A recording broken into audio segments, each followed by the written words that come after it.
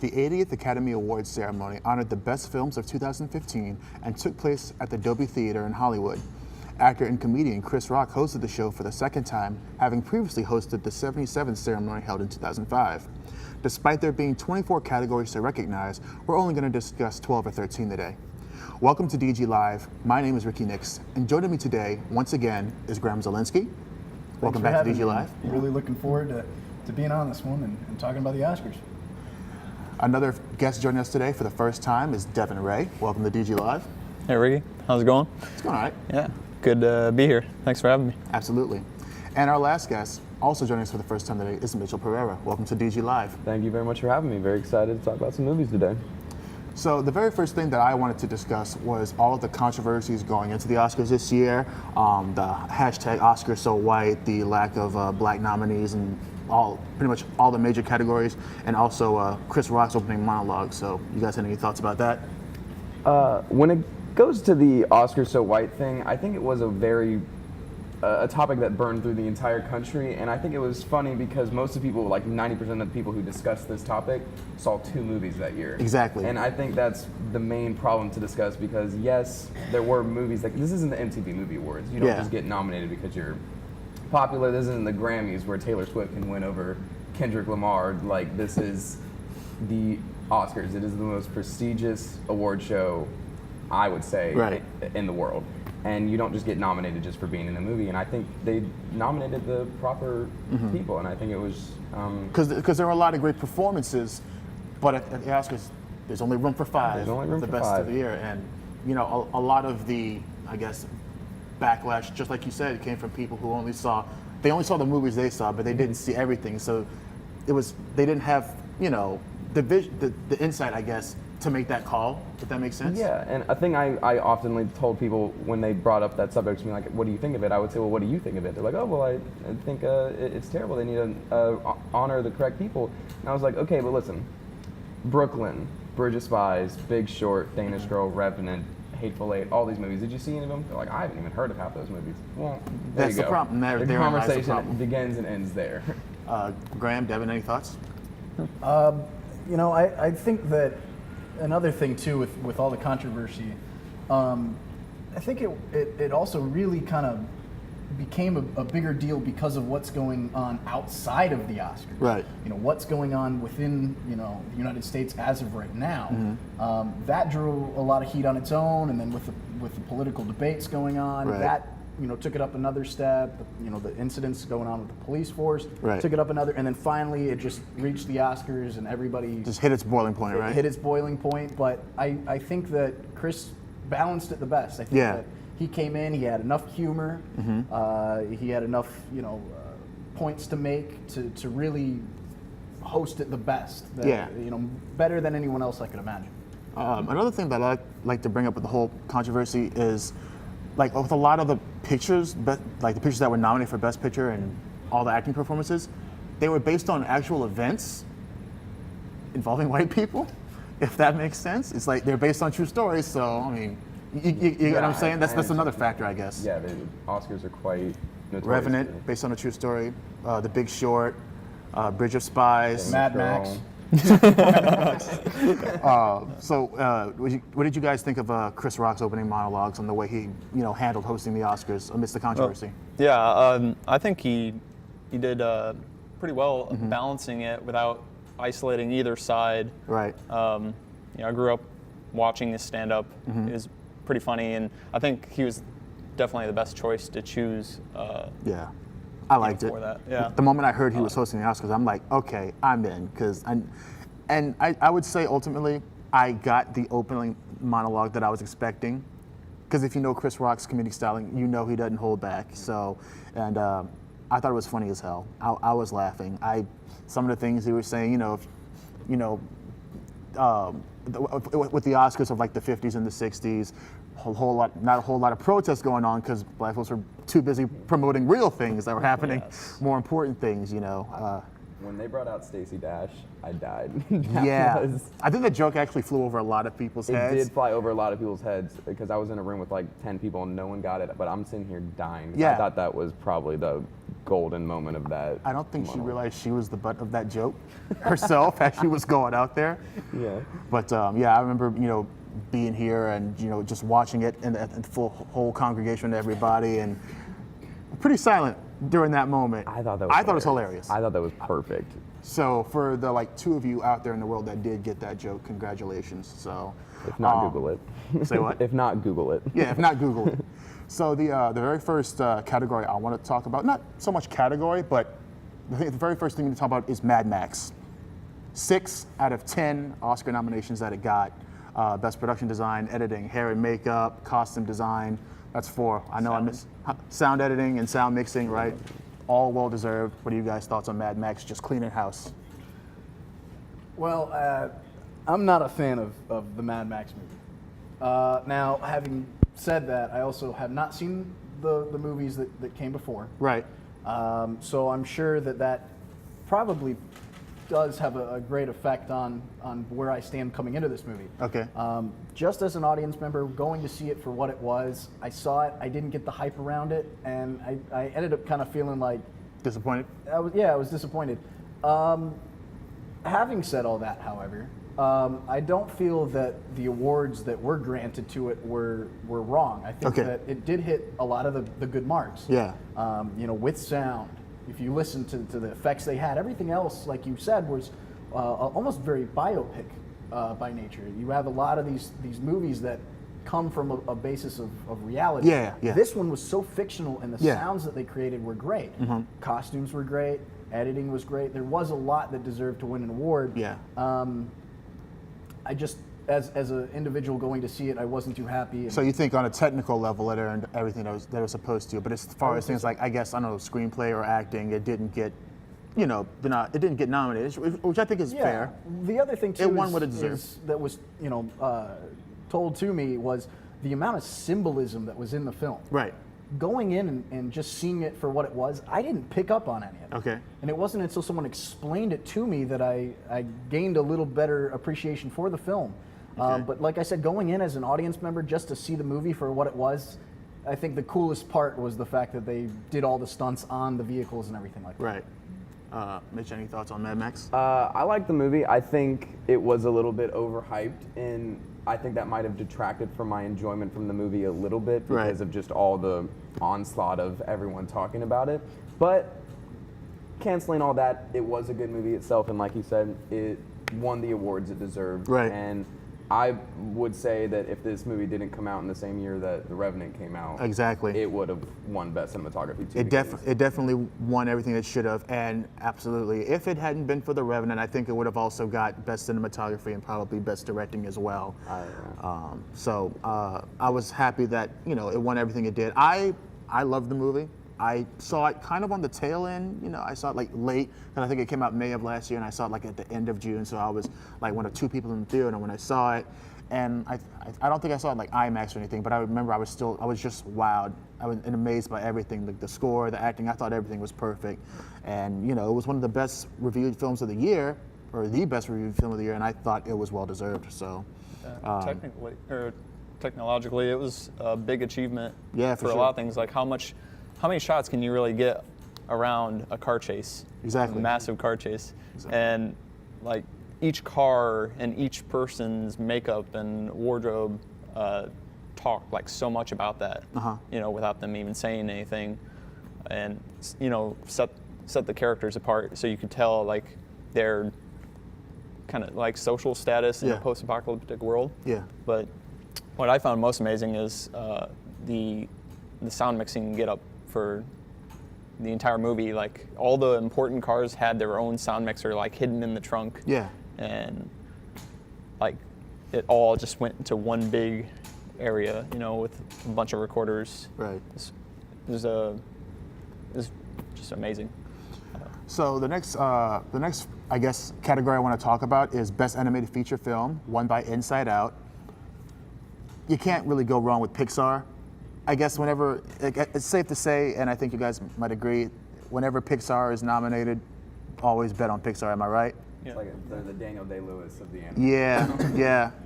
Yeah. Just I thought it was a phenomenal movie. I mean, Yeah. I never saw it. and- I never saw it. But you saw it? me I did. Okay. Funny thing actually happened when I saw it too. Is there is a scene where the characters are rushing into a fake film set. Okay. Or it is a film set, and one of the characters knocks over a light. When I actually went and saw it, the power went out perfectly at the same time that that light got knocked over. Yeah. So many of us in the theater were waiting for up to 10, 15 minutes. Like, is this part of the film or is this Right. What's going on? But no, overall, I mean, it was a powerful film, and I think it I'm speaks sure it was. volumes. And I like going back to movies that have a moral to teach and to reach to people beyond just an entertainment value. Yeah, I didn't see any of the nominees for Best Animated, feature. But like I said, whenever Pixar has their hat tossed in, can't go wrong.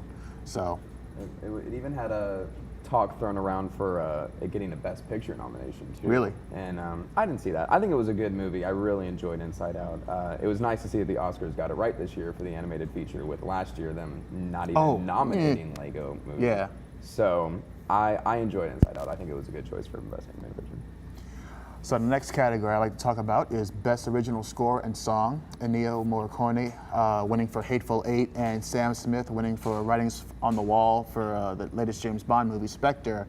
Ennio Morricone, at 87 years old, after 500 films and 6 nominations, finally getting his much-deserved Oscar. Did any of you guys see Hateful Eight? Yes. You did? Yeah. I did not see Hateful Eight, but I did see Django, and I know Ennio provided some music for that. I've always been a fan of his. He's scored for movies, The Untouchables, the Dollars trilogy. He goes way back. Exorcist. So like I said, I've always been a fan of his work. I didn't see Hateful Eight, so I don't really know much about what he did. Well, of all the films that were nominated, like I didn't see all of them, but like Star Wars, I didn't see, or none of the songs really stuck out and made me remember. Like, I can hear a Star Wars song and know it's Star Wars, but in this latest movie, there was nothing that stuck out to me. Right. Like no theme song. And Because for the you're used to Hateful it? Eight, Because you're used to it? no, it was It's just Star Wars? It wasn't anything Special. special. Yeah. Like all the other songs, that's the Episode 3 fight scene song. It's This one was a lot too, I think, about kind of paying respects and recapturing the sound and everything. I know that there were definitely songs that were original to that film, but in the scheme of things, the whole album on a whole, the whole soundtrack, it was trying to rekindle the old films, and I don't think it was daring enough to really try and be a brand new film to tell. It didn't try a lot of things new. Like it just repeated some things. Mm-hmm. So the Hateful Eight, that soundtrack that won, is like that stuck out from the moment the movie like opens. Right. Because it also kind of drags on, for the whole opening shot of that movie. If you've seen it. I will eventually. Yeah. So moving on from Ennio Morricone, let's talk about Sam Smith winning the Oscar for Best Original Song, Writings on the Wall, Spectre. The first thing that I want to harp on, I think it's a good song. I'm not so sure if it's a good James Bond song. There were a lot of people that didn't like the song before it became the James Bond theme. I like the song. I think it's good. They didn't like it, from what I heard. I mean, as far as does it relate to James Bond, you got to look at kind of where some of the other songs were. I think that's a whole different show topic altogether, James Bond theme songs. But like I said, I thought it was a good song. I don't know how it stacks up to previous, I guess, the bigger, more well-known songs like Skyfall. Adele won best original song for that. The song is amazing, and I think it also made a good James Bond song. Yeah, I think James Bond songs are best when they're meant for the film. Yeah. Still remember like World Is Not Enough. Okay. My personal favorite is Tomorrow Never Dies by Sheryl Crow. Yeah. That was a good song. Then of course, you had Live and Let Die, Paul McCartney, and so on and so forth. Mitch, any thoughts? I totally agree. It was a good song, but I don't think it was a good James Bond song. And out of the nominees, I think it was the best one to win. Yeah. I thought it was a good win for Sam Smith. For me personally, a good second choice would have been "Till It Happens to You" by Lady Gaga, and let's let that be a segue into the musical performances. You know, Sam Smith, he was the first to perform, and then you had Weeknd, and then you had Lady Gaga, Weeknd. Till It Happens to You, Weeknd, Earned It, 50 Shades of I think Grey, those are the only three that they performed. and Sam Smith, Yeah. Spectre. And I thought they were all good performances. They all kind of stuck out. The one that stuck out to me the most was the Lady Gaga performance. Oh yeah, that was powerful. She was crazy. Yeah, it was probably easily the most powerful performance out of all three. Like I said, I thought they were all good. You guys have any thoughts? I would say The Weeknd kind of surprised me in two ways, and not in good ways either. The first being that 50 Shades of Grey was not a movie that was even brought up really for the Oscars. It wasn't the tone, you know. Only because of the song, I think. I almost forgot that it was even like part up of for the this year. Yeah. So and just so when I finally came back to that, like, oh man, that, you know, I couldn't even think of that. Like, I didn't come to mind. I heard it and I was just like, oh wow, you know, what made them choose this song? And then secondly, it sounded performance-wise nothing really like the actual song you hear on the radio or on the CD or anything. Some And some Lady artists don't Gaga's translate to live. and Sam Smith at least sounded more Yeah. like what I'm used to listening to when I do hear those songs. Yeah. At first, I didn't really know what to make of Gaga's performance. I'm like, what is this? But for whatever reason, later on, it dawned on me. I was like, okay, now I got it. And another musical performance that I forgot to intro was Dave Grohl's performance during the In Memoriam segment. Who was out there with his guitar. You know, it's not like I remember the song per se, but it was nice. It was a good complimentary piece to the memoriam. So went very well for the subject that they were showing. So I like that. I'm always more of a fan of when artists actually play an instrument, or like the fact that Lady Gaga was playing piano. Right. I always like that just more than some performer getting up there and singing. So now we're going to take our first commercial break. This is a trailer for Bad Connection, directed by Apollo Miller. Daisy, about that running a background check.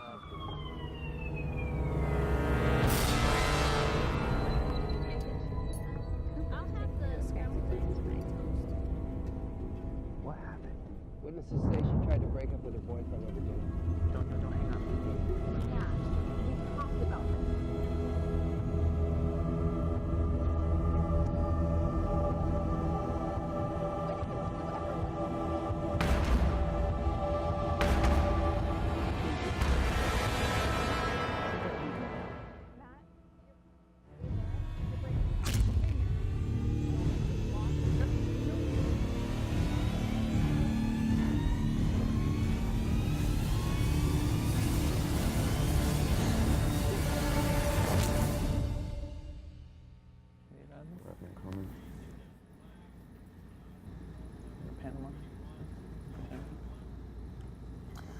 So the very next thing I want to talk about is the winner for Best Cinematography.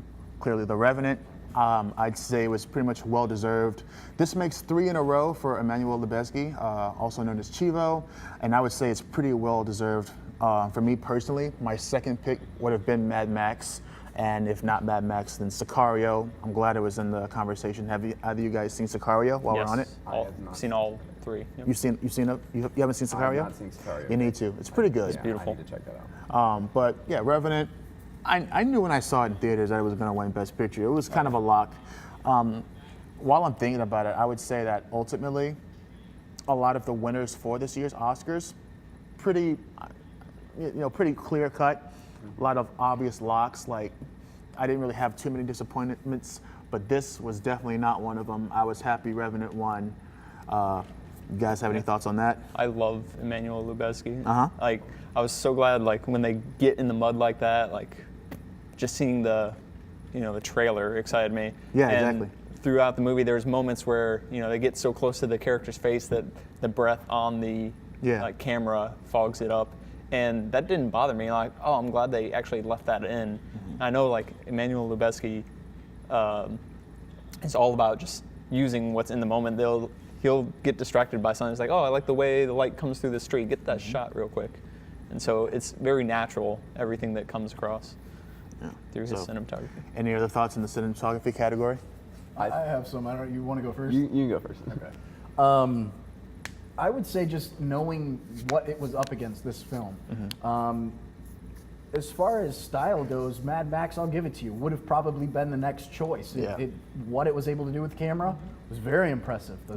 To be able to get into a car, to film certain things, to everything it did, it was very impressive. But on the spikes. The Revenant, I mean, how much more impressive is it that a lot of it was the one shot that we know from Birdman and everything like that. You know, they're capable of doing. They brought it back. It served the story. It wasn't just that they were trying to stick to a trend. They went with natural lighting, which was incredibly amazing to see that movie and then hear that, wow, this is just natural lighting. This is no setup. They're out in the environment, and that's the other thing to think of is they are out in the environment. Some of those shots were beautiful and took us to places that you couldn't really do a CGI screen or a green screen or anything for. It really embodied the whole feeling, and I was incredibly impressed with it. I'm glad it won. So the next category I want to get into is Best Supporting Actress, won by Alicia Vikander. I personally can't say a whole lot about this category just because I didn't see any of the nomination, either because the whole concept of the movie didn't really interest me or I just haven't gotten around to it yet. I still need to see Hateful Eight. I own Spotlight, haven't watched it yet, and I've been interested in seeing Steve Jobs with Kate Winslet, but you guys have any thoughts on the Best Supporting Actress category?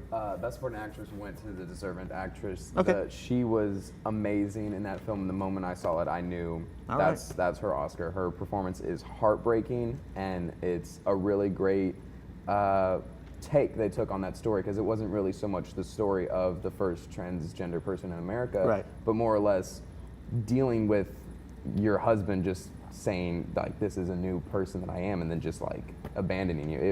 It was a beautiful story, and she won deservingly. Next subject, Best Supporting Actor, won by Mark Rylance. And this is probably only the real disappointment of the night for me. I was really hoping Stallone would have taken it. I'm sure Mike Rylance was great. I haven't gotten around the Bridge of Spies yet. I'm sure maybe I will eventually. I wasn't so sure about the spot being taken by Christian Bale in The Big Short. I liked The Big Short. I thought it was a pretty decent movie. I think it deserved a Best Picture nod, but I'm not so sure about Christian Bale, whether he really deserved it. It was a very competitive category this year, what with Christian Bale, Mark Ruffalo, and Tom Hardy, of course, for The Revenant. Like I said, I'm not so I'm pretty sure Mark Rylance deserved it. I just have to see for myself, but I was really holding out for Sylvester Stallone. I haven't seen it either. I hear it wasn't really, that great, or it wasn't really crucial to the story. His part, right? As far, I don't know. That's what I heard, but I mean, I liked Tom Hardy. He did an amazing job, and then Mark Ruffalo.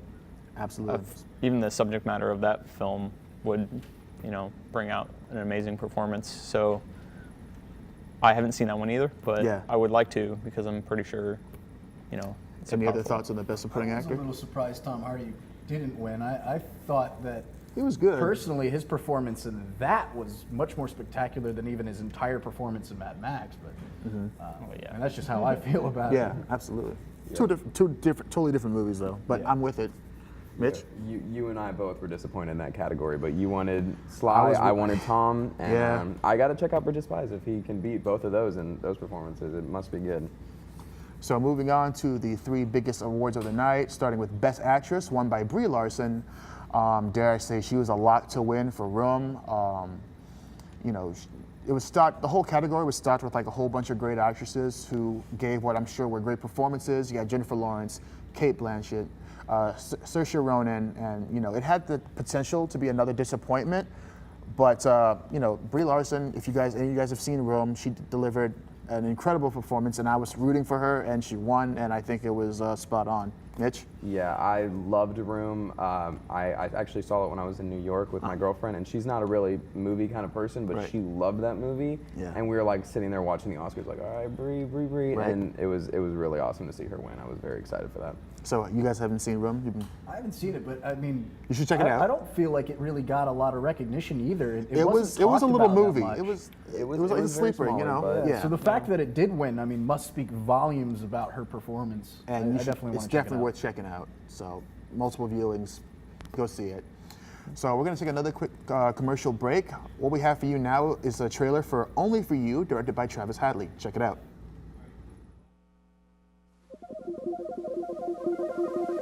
You get more field time next season, I promise.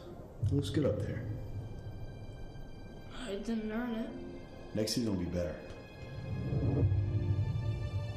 There won't be a next season. Your dad's a jerk all the time. Making you play football when you don't want to. Is that what this is all about, that girl? She wanna put ideas in your head? Stephanie says, kill him. Kill your dad.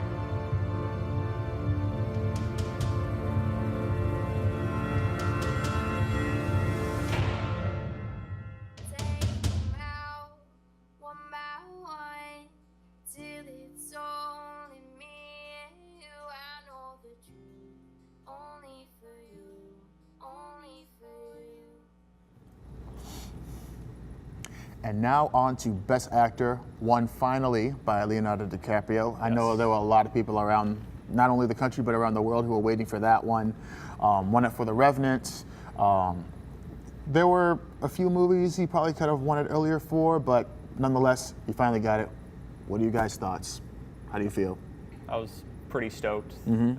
Full Sail Live venue erupted. Right. It was amazing. Yeah, I watched it. I loved him in it. Honestly, like Tom Hardy was more intense in that movie. But, yeah. But yeah, he had to like crawl inside of a dead horse in that movie. Like, Naked, nonetheless. Yeah, he had to, fight a bear that wasn't really there. Yep. Like, yeah. So it was deserved. I would say that it's kind of conflicting for me because he's done so many movies where his performances are so incredible, so great. That he finally won an Oscar is awesome, and I was so happy. I got up, I cheered, but in the long run too, I wouldn't say this is necessarily the performance that was the best that he's ever done. No. Okay. So it's kind of that bittersweet thing. Yes, I'm so happy he's finally won it, but he should have won it so many times. It's kind of like Scorsese when he finally won Best Director for The Departed. He could have won it for a slew of other films beforehand, but Departed is not a bad movie. Revenant for Leonardo DiCaprio, not a bad movie. For me, this is what would have made or broken the event for me. I'm so glad that he won, and it was well deserved, and he gave a great speech afterwards. Mitch, what are your thoughts? I am very excited that Leo won. Well deserved. I will agree that it's a bittersweet kind of thing, but for a little different reason. I personally think Eddie Redmayne's performance in The Danish Girl was better for me. That would have been the upset because that made me nervous. That would have been the upset. But I'm happy for Leo. There is a million other movies he could have won it for, but he's won it, and can't complain. Can't right? complain. So last category of the night, Best Picture, went to Spotlight. It was a surprise of the night for me. I haven't seen it. Like I said, I own it, but I'm kind of intrigued now. I was really sure it was going to go to The Revenant. What are you guys' thoughts? Have you seen Spotlight? Has anybody seen Spotlight? I have not seen Spotlight. You haven't seen it? Haven't seen it? I've seen it. You've seen it? I've Okay. seen it, and I will tell you that this is the one category tonight on that night that I think the Oscars got wrong. Oh wow. Okay. I liked it. It was a good movie. Yeah. Don't get me wrong. I'm sure it is. I can't wait to see it. Actually, it was a very good movie. But Best Picture, I don't know. I personally was rooting for Room because I really do think that was the best picture of this year. Yeah. I think it fired on all cylinders, and I think that's the movie that should have won, if not The Revenant. Okay. But I don't think Spotlight was even in my top 5 of Best Picture this year. Okay, so that about wraps up another episode of Defiant Giant Live. Let us know in the comments below if you agree with our choices, who you may have included in this list, or what choices you may have disagreed with. Also be sure that you hit the subscribe button so you don't miss out on any upcoming episodes of DG Live. Also be sure to follow us on social media and check us out on thebigdg.com. For my guests, Graham, Devin, Mitch, thanks for joining us today. I'm Ricky Nixx, and this has been DG Live. Thanks.